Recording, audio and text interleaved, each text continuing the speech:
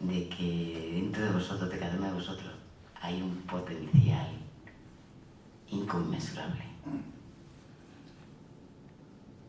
Autoestima siempre sana y muy alta.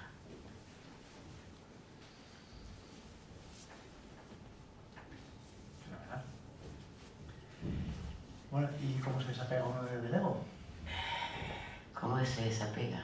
Pues yo creo que ya lo acabo de decir un poco para no repetirme.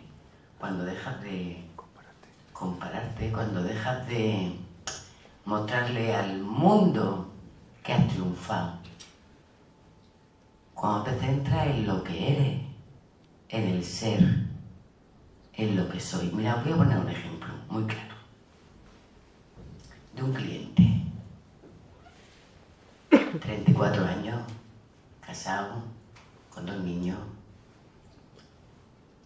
director de recursos humanos de una multinacional, vivía en una zona bastante bien, un chalet con piscina, tenía un 4x4 y encima, mira, de manera altruista, el fin de semana lo dedicaba a ir a un splay con niños que tenían alguna dificultad.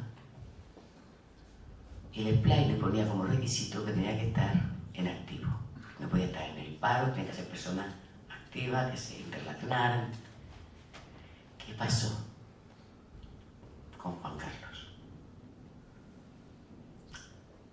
Su mujer y su hijo murieron en un accidente. Se quedó viudo y sin hijo con 34 años.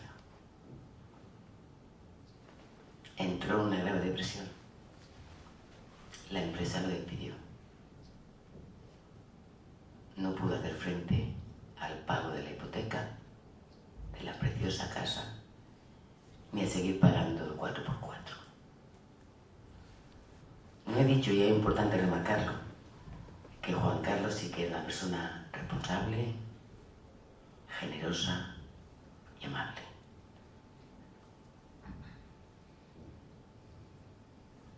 Se quedó sin nada. Sin trabajo, sin coche, sin casa, sin hijos, sin mujer y sin splay. ¿Sabéis qué fue lo único que no perdió? Que era una persona generosa, amable. Eso es lo único que nadie va a poder quitar. Como soy.